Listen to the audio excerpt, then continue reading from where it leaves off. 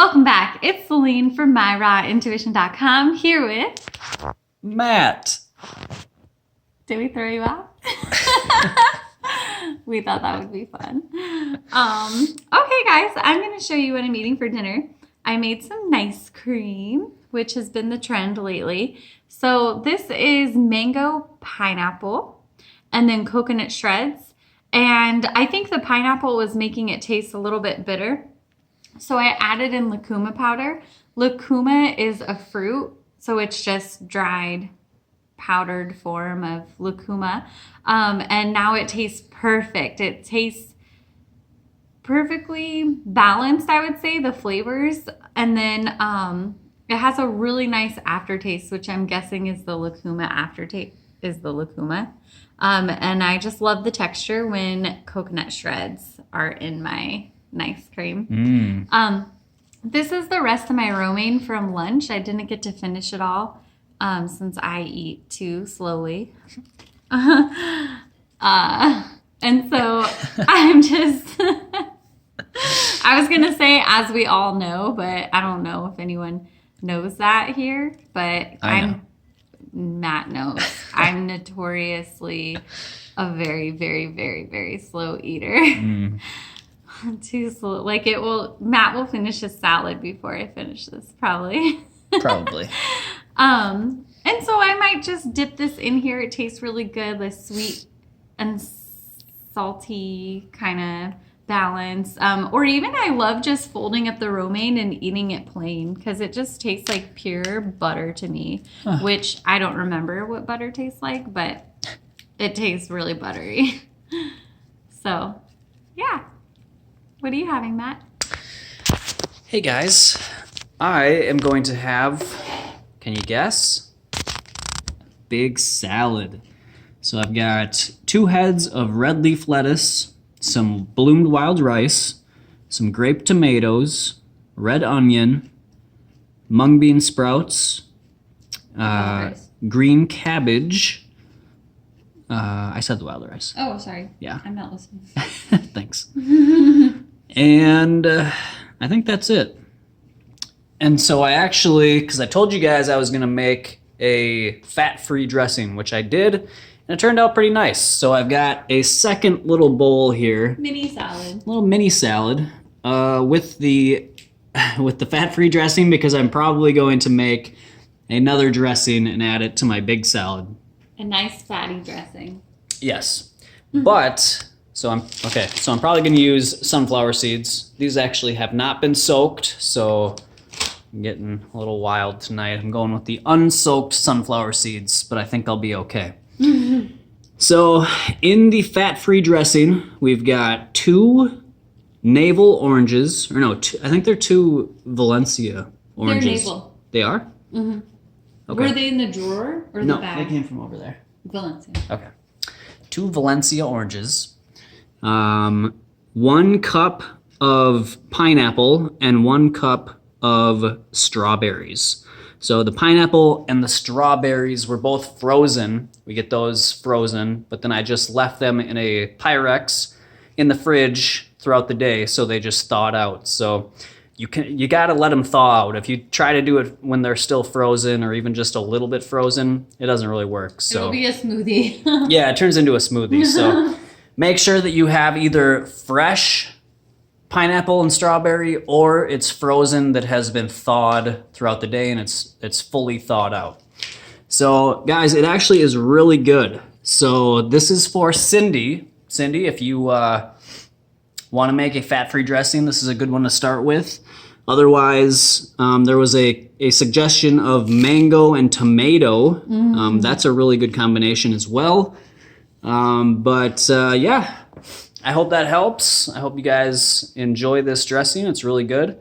I honestly could just put the rest of this in, because I've still got quite a bit in there.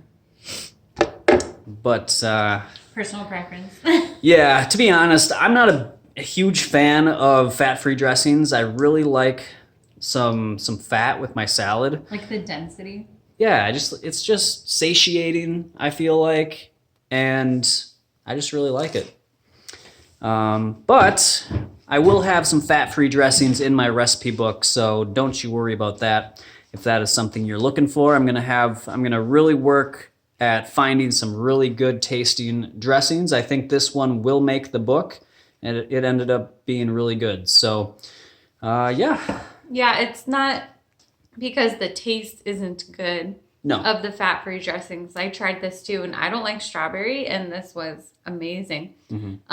It's just the satiation of it. Right. And especially, like, this is Matt's only heavy meal of the day. I love my heavy meal at lunchtime, but so, like, this is Matt's, like, big, nice dinner, you know? So it's nice to have something kind of fatty because it makes you feel good, I think, emotionally, you know? Yeah, it's comfort food almost, you know? It's that little extra hit of calories just makes a little, you know, it makes that little bit of difference that just makes you satisfied at night. So, and then also when people ask me for fat-free dressings, I wonder why, first of all, why would you want a fat-free dressing? Because to me personally, you know, fatty dressings, not necessarily overly fatty dressings, but dressings with nuts or seeds in it, is just, like we said, just so much more satisfying and tasty to me. So I'm wondering if the people that are wanting these fat-free dressings are eating any fat throughout the day. Because if they are, I would say just don't eat any other fat throughout the day, and then have the fat that you eat that day be from your salad dressing. So then you're not getting an excess amount of fat or an excess amount of calories because you're using it just in one meal of the day in your salad dressing. And so I like to put a third cup of seeds in my dressings, and that roughly comes out to about 275 calories, regardless of what seed you're using. It's usually right around that. So that's not a whole lot, especially when you could put it in, you know, context of your entire day of calories.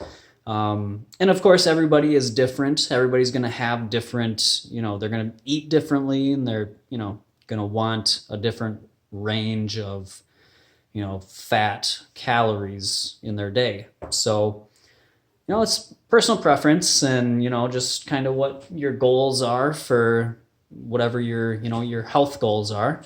And yeah. I went through a phase of trying to do everything fat-free and not eat any overt fats because it was contributing to a lot of inflammation for me. Right. So I went through a phase of that as well. In other ways, I've been able to control my inflammation. So I'm able to kind of liberally, in a raw vegan way, I guess, enjoy fats again. You know, like 10% to 30% of my daily calories from fat. But on a side note, I was reading, what's the book I'm reading? The Power of the Brain, something. Oh, Return to the Brain of Eden? Return to the Brain of Eden by Tony Wright. Tony Wright, who Matt actually has done an interview with on this channel. Yep.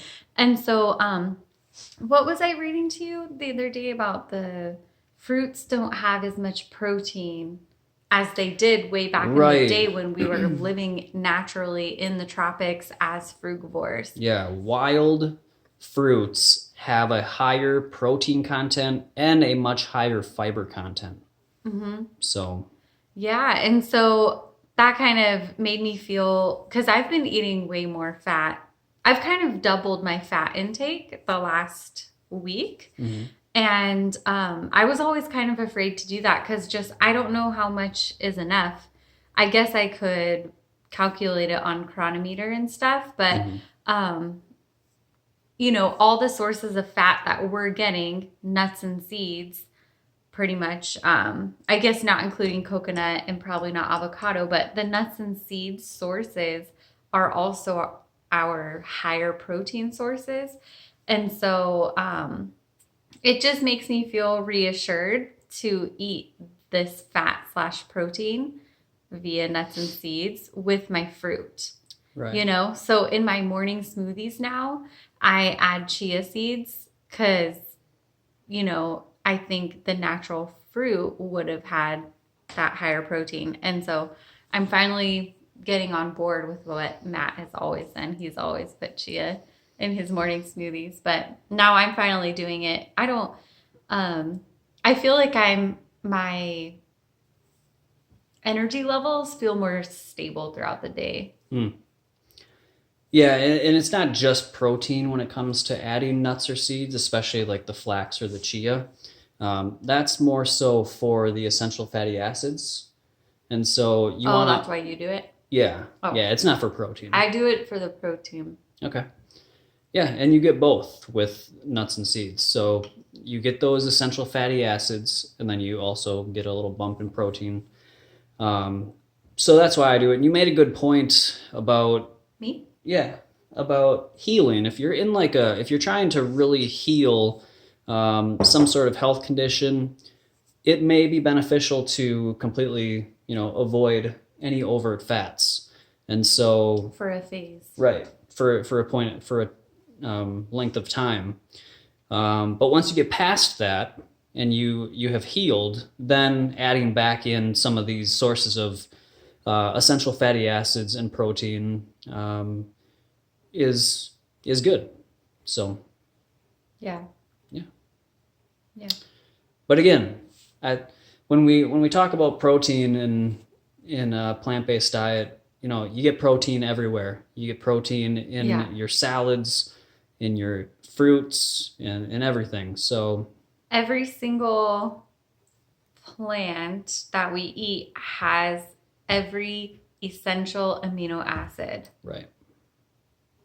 So, and amino acids are the building blocks of protein. So amino acids equal protein. It's just what's the word? Like the divided form, which our body is most easily able to assimilate. Yep. So we do get protein. We do. And your body actually recycles a very large amount of protein from old used up cells that your body has dumped out into the GI tract, and then your body can actually reabsorb some of those amino acids that came from those broken down cells. So the body has ways of avoiding any sort of protein deficiency. If you're eating enough calories from whole plant foods, it is impossible to have a deficiency in protein. So it's not a concern for people that try and make you think that it is.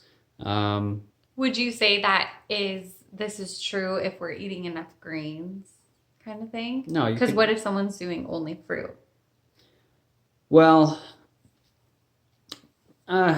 possibly, I guess. It depends on how much they're eating and... Because what I'm saying is that if they're doing only fruit and then today's fruit doesn't contain as much protein as it did back then. Yeah, I guess that's a possibility since... So fruits and greens, you're good.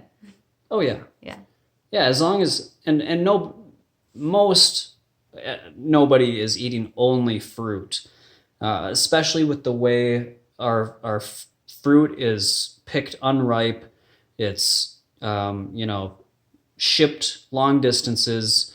It's not ideal. And so I don't believe that eating only fruit is a good thing. I don't think it's a good idea. Maybe if we were living in the tropics and we had our own, fruit orchards and we knew the soil was really good. But, our agricultural system is terrible. It gets us by, but it's a for-profit system. And so they grow fruit and vegetables and everything else for profit. So it's not necessarily for its nutritional content. And that's why it's important to get a wide range of different plant foods so that you're getting as much nutrition as possible and you're not falling short on anything. Yeah. Which is not hard to do. It's not hard to get everything you need. You just got to know. You just got to have a little bit of education about this, and you'll get it. Yeah.